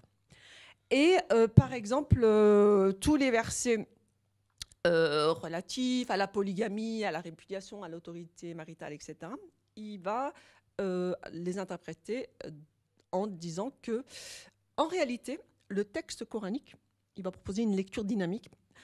Il faut distinguer le domaine de ce qui, pour lui, relève des vérités immuables, la croyance en Dieu, en la justice, etc. Et puis le domaine qui relève des relations sociales, politiques, qui sont plutôt le reflet de la société du XVIIe siècle. Et ce qui est très intéressant, c'est qu'il nous dit tous les versets relatifs à la prééminence masculine, témoignage de la femme qui vaut la moitié des hommes, l'inégalité successorale, etc. Il va dire qu'en réalité, ce sont des descriptions anthropologiques du moment coranique et non des normes prescriptives religieuses, ce qui est révolutionnaire dans cette lecture-là. Et il prône l'émancipation juridique des femmes, l'accès des femmes à l'éducation, leur participation à la vie publique. Il prône l'abolition de la polygamie, de la répudiation, l'abandon du voile. Et il défend l'égalité successorale en 1930, ce qui n'est toujours pas le cas actuel dans l'ensemble des pays à majorité et musulmane. Et il faut préciser que plus près d'un siècle plus tard, le président actuel tunisien, Kais Saied, il s'est prononcé contre l'égalité successorale le 13 août 2020 et il fait tout simplement honte à l'héritage de Taha Haddet. Alors, évidemment, à côté de ces acteurs religieux, mais également profanes durant la Nahda, il y a tout un mouvement d'actrices féministes qui œuvrent pour le changement de la société. Et nous avons des mouvements féministes davantage séculiers et laïques qui, dès le début des années 1920, vont participer à ce mouvement en réalité mondial des féministes, en même temps que les féministes européens, américains, etc. Et ils vont revendiquer une égalité des sexes, un accès à l'enseignement au même titre que les hommes, dans la sphère politique, etc. Et nous avons la grande Houda Shahraoui en 1923 qui crée l'Union féministe égyptienne. Je vais très vite au moment des indépendances, parce qu'il y avait évidemment la période coloniale des pays arabes et musulmans. Eh bien, on a des gouvernements qui vont instaurer une modernisation, mais sans démocratisation. Ils vont déclarer une égalité des citoyennes et des citoyens devant la Constitution, mais paradoxalement, ils vont en même temps, dans l'espace domestique, légaliser l'inégalité sacralisée parce que issus à travers les codes du statut personnel et les codes de la famille, parce que issus de la charia. Hein, et là, on a l'autorité maritale, etc., la répudiation qui est reconduite, hein, après les indépendances. Face notamment à ces inégalités, nous avons des mouvements féministes extrêmement importants, séculiers, laïques, mais également religieux, qui vont dénoncer les inégalités patriarcales, le sexisme, la violence à l'égard des femmes, mais ils vont prioriser évidemment le combat pour une réforme égalitaire de ces codes qui, dans chaque foyer, reconnaît la suprématie masculine. Alors, à partir de la fin des années 70, nous avons ces mouvements féministes qui vont se renforcer parce qu'on est face à la montée de l'islamisme après l'échec du panarabisme, qui va faire de la question des femmes vraiment une centralité de leur discours en revendiquant l'instauration de l'intégralité de la charia, etc., et en maintenant le statut infériorisé des femmes. Et donc, il y aura donc plus de revendications de la part des féministes. Il faut savoir qu'à l'heure d'aujourd'hui, ces féministes sont très actives encore, malheureusement souvent occultées. Donc on a vraiment des féministes ancrées dans les sociétés civiles, séculières et laïques, et par exemple qui font de manière historique, dont on a ces femmes féministes historiques qui font des revendications d'égalité au niveau familial, juridique, social et politique. Mais après les 10 printemps arabes, on a même des jeunes féministes subversives qui vont oser toucher à des sujets tabous, à savoir la question du corps et de la sexualité, parce que dans l'ensemble des pays musulmans, la sexualité en dehors du cadre légal du mariage est interdite, et donc elles font des revendications pour les droits sexuels, mais également pour le droit des minorités sexuelles comme les homosexuels, etc. Alors maintenant, venons-en dans la sphère religieuse. Dans la sphère religieuse, nous avons, à partir des années 90, l'émergence de féministes islamiques. Et il y a toute une série d'expressions de féminisme islamique en Malaisie, en Europe, en Iran, etc., qui vont revendiquer la déconstruction de l'exégèse patriarcale et proposer une exégèse égalitaire. Et par exemple, parmi les féministes les plus connues, nous avons Asma Lamrabet, qui est une figure phare du féminisme islamique, qui est une Marocaine, qui fait toute une série d'exégèses sur les versets relatifs à la tutelle matrimoniale, l'héritage, etc. Et qui, pour moi, selon moi, remplace le principe abrogé, Nasir al-Mansour, chronologique, qui a été créé par les juristes théologiens pour tirer des normes du texte coranique. Par exemple, la question du vin, il y a des versets contradictoires. Donc, ils vont dire qu'il faut tenir de la chronologie de la dite révélation sur 23 années, prendre les derniers versets qui vont être valides et rendre invalides les versets antérieurs. Ce que va faire, à mon sens, Asma Lamrabet, c'est remplacer ce principe abrogé chronologique par abrogé égalitaire. Je vous donne l'exemple de l'héritage. Elle donne une validité au verset écarté par les juristes théologiens. Je cite: « Il revient aux héritiers hommes une part dans l'héritage laissé par leurs parents ou leurs proches, de même qu'il revient aux femmes une part dans l'héritage laissé par leurs parents ou leurs proches, et ce, quelle que soit l'importance de la succession, cette quantité est une obligation. » Sourate 4, verset 7, qui vient, selon elle, invalider le verset 11 de la Sourate 4, qui a été retenu par les juristes théologiens. En ce qui concerne vos enfants, Dieu vous a prescrit d'attribuer aux garçons une part égale à celle de 2 filles. Alors, je vais essayer d'aller très vite. Il y a également plusieurs autres actrices, dont des femmes imams comme Amina Wedod, qui, elle, prône tout simplement l'abandon de l'application de tous les versets discriminant à l'égard des femmes, des esclaves, etc. Et elle propose d'épouser plutôt le principe éthique et égalitaire du Coran. Et par exemple, elle a été Elle a dirigé une prière mixte en 2005 en qualité de femme imam, et on a eu une réaction, malgré l'absence de l'interdiction dans le Coran, de l'ensemble de ce qu'on appelle le clergé. Il n'y a pas de clergé officiel, mais en réalité il y a un clergé, l'Azhar qui a condamné cet acte-là, mais également le Mufti d'Arabie, etc. Nous avons ici présente Kahina Behloul, qui est notre première femme imam en France, qui est à l'initiative du projet d'une mosquée libérale mixte et qui est d'une double tendance, soufi et rationaliste, qui a un double héritage théologique traditionnel et académique, pluridisciplinaire, et qui défend avec force un islam humaniste et égalitaire. Alors, je conclus. Il y a différentes imams, mais je conclus. Comme tu l'as très bien dit, nous sommes dans le XXe siècle traversés véritablement par une révolution historique, anthropologique, sociologique liée au mouvement féministe pacifique égalitaire, qui a évidemment un impact à l'échelle mondiale sur les représentations et les pratiques genrées. Par exemple, même dans le monde arabe et musulman, même s'il y a encore ces lois inégalitaires, on voit une présence massive des femmes dans l'espace public, dans les universités, dans le monde du travail, etc.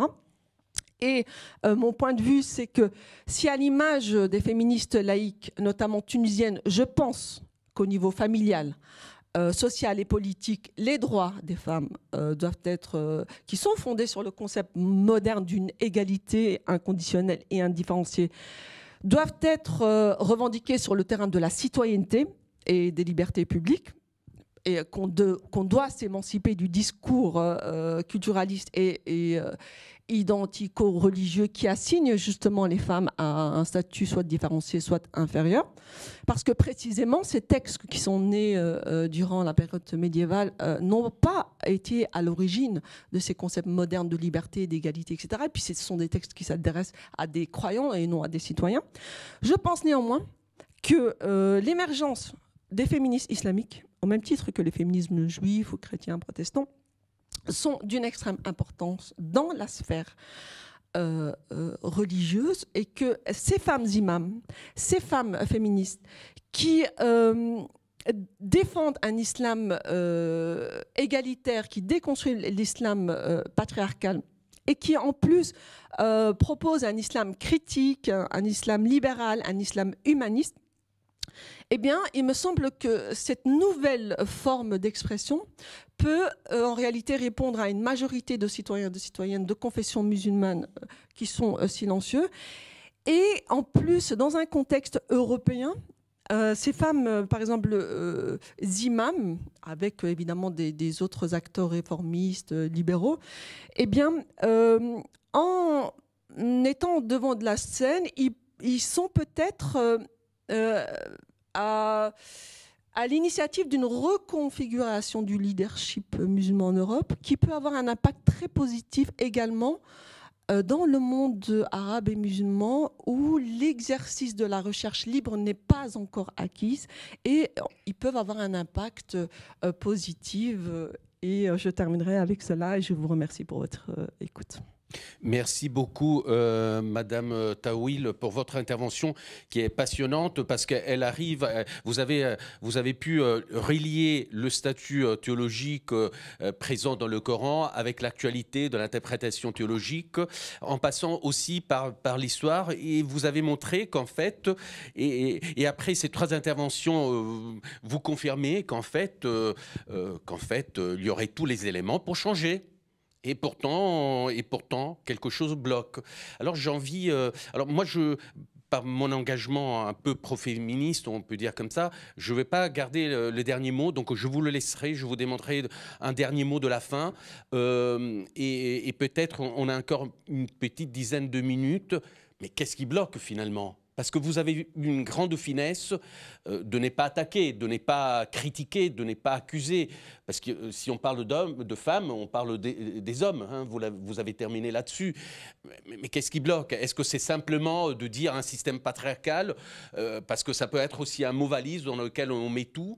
Mais en fait, est-ce que vous arrivez en tant qu'universitaire, parce que dans la deuxième partie de notre journée d'études, il y aura les acteurs, mais est-ce qu'en tant qu'universitaire, vous pouvez stigmatiser de manière manière rationnelle, qu'est-ce qui bloque finalement chez les hommes, hein, parce que finalement, je crois que c'est chez les hommes.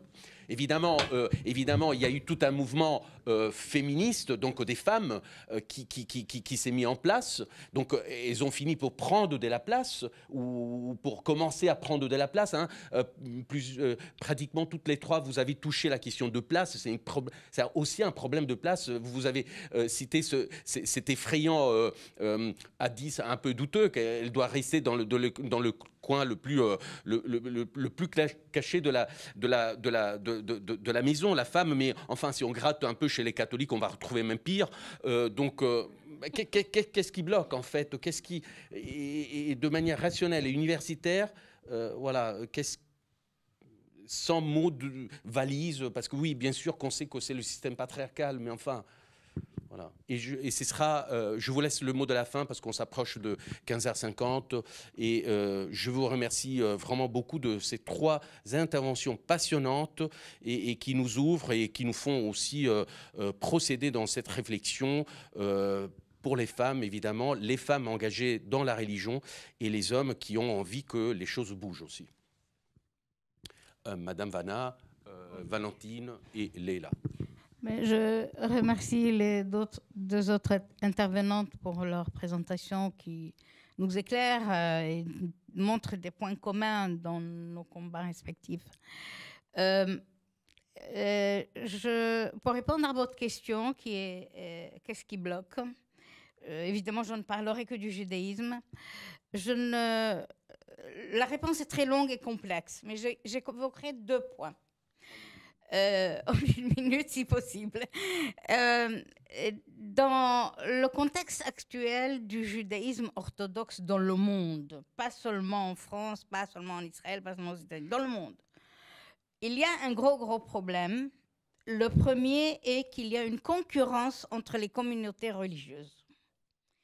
Et les communautés religieuses, qu'elles soient chassidiques, lituaniennes, religieuses light, soft, tout ce que vous voulez, il y a une concurrence et tout le monde regarde à sa droite. On a peur de bouger le petit doigt, de crainte que le voisin de droite va nous traiter de laxistes, d'incompétents, pas sérieux. C'est-à-dire il y a le regard de la communauté voisine compte. Pas parce qu'il est vrai, mais parce qu'il sera dit et nous serons discrédités, nous qui prenons, si nous prenons une décision quelconque. C'est souvent le cas, c'est très souvent le cas. Et la question de la place des femmes dans le judaïsme aujourd'hui est une des questions majeures qui permet à une personne religieuse, moi je ne les appelle pas des guides spirituels. Vous aussi, vous êtes un guide spirituel et tout le monde peut être un guide spirituel. Il n'y a pas que les rabbins. Donc là, ni les prêtres, ni les imams. Ils ont peur d'être traités de laxistes. La question des femmes est un des points majeurs. En fait, il y a 2 ou 3, je ne citerai que 2 points majeurs. Les conversions et les femmes. C'est là qu'il y a la plus grande rigidité, les conversions vers le judaïsme, n'est-ce pas? Il y a une plus grande rigidité et on va toujours exprimer une position extrême pour dire « je suis plus religieux que toi ». Voilà, je suis plus sérieux que toi. Donc, c'est un outil qui sert à cette concurrence et à se fabriquer une carte d'identité sérieuse et pieuse, etc. Le deuxième point, c'est que je n'ai pas parlé de patriarcat non plus. Il y a vraiment un autre type de concurrence. Les places sont occupées par des hommes. Et si une femme prétend à la présidence de la communauté juive de France, comme si c'était le cas la dernière fois, eh bien, elle prendra la place d'un homme. C'est aussi bête que cela. Hein. C'est pas un scoop, hein. Et donc, mais cette question-là, cette attitude-là, on la voit à tous les niveaux. Dans une échelle plus basse, c'est le président de communauté ou le président d'une association quelconque, etc., etc. Oui, j'irai très très vite parce que le temps presse. Je dirais que il y a l'obstacle majeur, c'est la non-souplesse d'un certain ritualisme et d'un manque de recherche théologique. Et donc, je plaiderais pour un approfondissement du théologique à travers justement ce premier pas que sont les lectures féminines des textes sacrés qui me paraissent extrêmement prometteuses. Mais il faut dire qu'il y a aussi un problème institutionnel. Alors, pas seulement si les femmes remplacent les hommes, l'homme ne sera pas en position de pouvoir, mais aussi de risques institutionnels. Du côté catholique, il y a une très forte réticence et une rigidité de l'institution qui fait que si quelque chose bougeait vraiment, ça pourrait ébranler les fondations. Donc ça, il y a cette peur-là. Et puis par ailleurs, toutes les femmes catholiques ne partagent pas cet engagement féministe non plus. Donc, le féminisme croyant catholique est une minorité dans l'espace catholique. Et donc, ça n'aide pas non plus à la résolution. Et enfin, pour les protestants, et ce qu'on le voit à travers l'Église anglicane ou les mouvements protestants, chaque fois qu'il y a une avancée en faveur de l'égalité des femmes, il y a un schisme. Donc, ça veut dire que ça fait une Église de plus. Qui porte une doctrine particulière. Ça fait pas, c'est presque automatique. Quand on a commencé à sacrer des évêques anglicans femmes, il y a eu schisme. Quand tout plus près de nous, en France, dans l'Église réformée de France, on a accepté le mariage pour les homosexuels célébré par un pasteur, il y a eu schisme. Donc voilà, c'est aussi des problèmes de type institutionnel.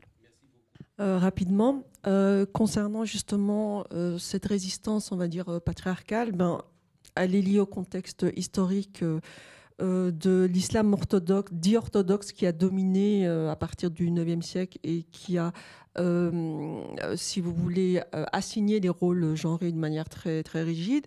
Depuis, on a eu évidemment ce sursaut réformiste qui était prometteur. Mais néanmoins, on a depuis une quarantaine d'années les acteurs islamistes qui sont très actifs.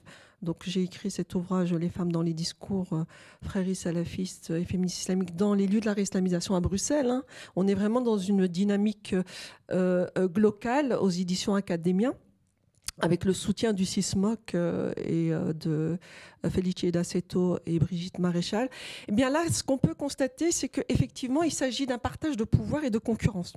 Comme le marché de la prédication est dominé par ces acteurs qui sont des minorités agissantes, eh bien, ils ont quelque part donné un caractère idéologique à cet islam patriarcal, mais avec l'émergence justement de ces nouvelles actrices comme l'imam Karina Berloul, mais on a aussi des acteurs formidables comme Ralep Bencher qui sont... C'est vraiment des femmes et des hommes, parce que nous avons des femmes très patriarcales, notamment islamistes, qui sont contre toutes ces réformes, parce que le patriarcat peut être également avantageux pour les femmes, surtout les mères. Dans l'islam, on dit que le paradis est sous les pieds des mères, donc il y a une sacralité de la mère, donc il faut aussi tenir compte de cela. Mais néanmoins, donc, dans ce mouvement de nouvelles actrices religieuses et acteurs réformistes, il y a la possibilité de donner une alternative et tout dépendra du rapport de force. Par exemple, moi je suis très attentive aux réactions, je terminerai avec ça, aux réactions des imams ayant un impact sur la place publique. Par rapport à l'imam Karina Berloul, nous avons l'imam Boussena, qui est un imam du Roubaix, qui a une grande audience, notamment sur YouTube, qui va se prononcer en disant moi, comme l'ensemble de l'ijma, du consensus des théologiens musulmans, je considère que cela est interdit malgré l'absence de l'interdiction dans le Coran, malgré la reconnaissance de l'imama par exemple Tabari et d'autres figures. Eh bien, ils vont sacraliser le consensus d'un dit Donc l'ijma, un consensus, on ne sait pas quel est ce consensus. Est-ce que c'est un consensus chiite? Est-ce que c'est un consensus sunnite? Et les femmes dans ce consensus, hein? Mais on va sacraliser une institution qui est muable par définition, parce qu'on peut avoir des avis différents sur une même thématique, c'est reconnu. Mais il y a cette hypocrisie religieuse lorsqu'il s'agit de la question des femmes, de dire que c'est sacré. Très, très grand merci à Madame Vanna, Madame Zuber et Madame Tawil. Rendez-vous à 16h10, mais je tiens mon engagement. Dernier mot à Madame Vanna. Non, c'est pas le dernier mot, c'est juste, je voudrais ajouter, parce qu'on a parlé d'un sujet très important, mais nous sommes quand même dans un contexte de Covid-19 et nous sommes confinés depuis 10 mois à différents degrés. Et je voudrais quand même dire un mot concernant les femmes dans ce contexte-là, en tout cas les femmes dans le judaïsme. J'ai passé cette année-là la pire fête de Pâques, de Rosh Hashanah et de Kippour de ma vie. Quand j'ai dit je me permets de parler en mon nom, mais je suis sûre qu'il y a des milliers, des centaines de milliers de femmes qui vont dire la même chose. Pourquoi? Parce que nous avons été exclus de la synagogue et de la liturgie à ce moment-là. Quand il y a un nombre réservé de personnes pouvant accéder dans les lieux de culte, 30 il y a quelques semaines, un peu plus maintenant, eh bien, il y a eu même des synagogues qui ont interdit les femmes ne venaient pas. Et quand il fallait s'inscrire, évidemment, pour toutes sortes de raisons, ça c'est normal, mais pour les inscriptions, on ne prenait que les inscriptions des hommes et des femmes. C'est la majorité des synagogues orthodoxes, hein, je ne parle que des orthodoxes. Donc, on voit le résultat, les conséquences dans des situations extrêmes. Vous me dites, qu'est-ce qui bloque? Ben, il bloque, c'est le cerveau de certains hommes.